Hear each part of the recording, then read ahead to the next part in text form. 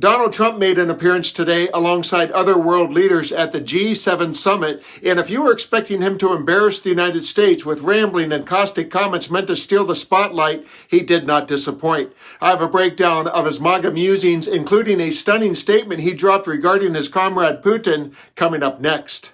This year's summit, hosted by Canada, brought together the leaders from the world's most powerful democracies to tackle urgent global issues. While most leaders focused on diplomacy and solutions, Trump made it about himself. From his off-script remarks to his awkward body language, the president didn't just show up, he hijacked the moment as usual. And it put Mark Carney, the Prime Minister of Canada, in a tough position. Let's have a look at some of that, and then I'll share the moment about Vladimir Putin that everyone is talking about.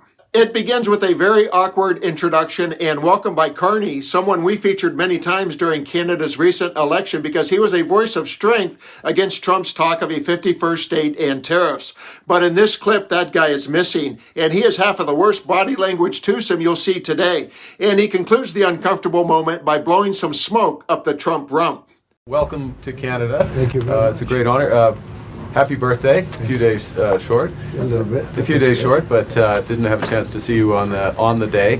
Happy birthday to the U.S. military as well, 250th, and this is the 50th birthday, if you will, of the G7. This marks the 50th birthday of the G7, and the G7 is nothing without U.S. leadership, and your personal leadership of the United States, many issues.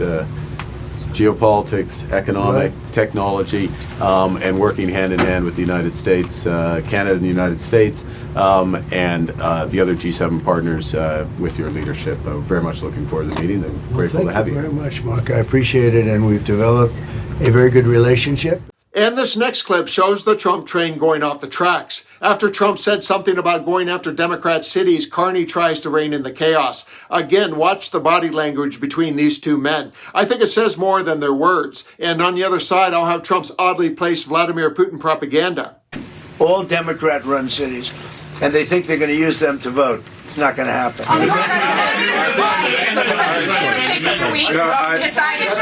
That's it. Thank you. If you don't mind, I'm going to exercise my role, if you will, as G7 chair, since we have a few more minutes with the president and his team, and then we actually have to start the meeting to address some of these big issues. So Thank you. Thank you, media. Let's go. Thank you. That's it. That's it. Thank you very much. Out. Go, guys. Out.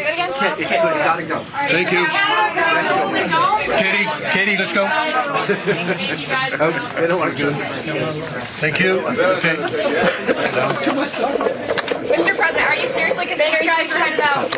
Let's go. Thank you very much. Okay, let's go. Here we go. And now for the clip I've been teasing. Trump hijacks the conversation to take a weird right turn in the direction of Vladimir Putin. And even though it feels like he planned the moment, he still sounds like a madman who is trying to capture random thoughts that are fleeing from his brain.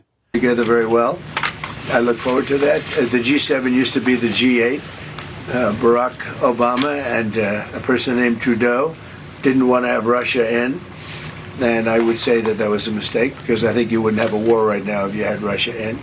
And you wouldn't have a war right now if Trump were president 4 years ago. But it didn't work out that way. But it used to be the G8, and now it's, I guess, what's that, 8 years ago, it switched over. They threw Russia out, which I claimed was a very big mistake. Even though I wasn't in politics then, I was very loud about it. It was a mistake in that you spend so much time talking about Russia, and he's no longer at the table, so it makes life more complicated. But you wouldn't have had the war. Other than that, I think we're going to accomplish a lot. Always the statesman, right?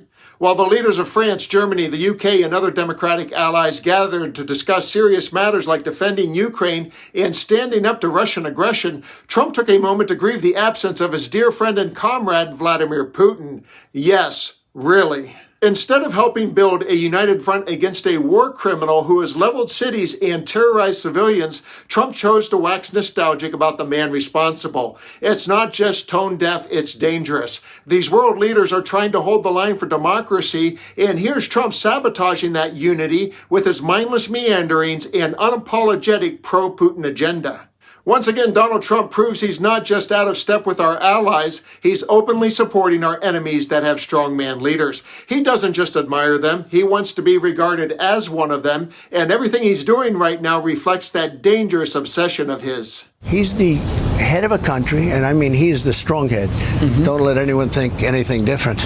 He speaks and his people sit up at attention. I want my people to do the same.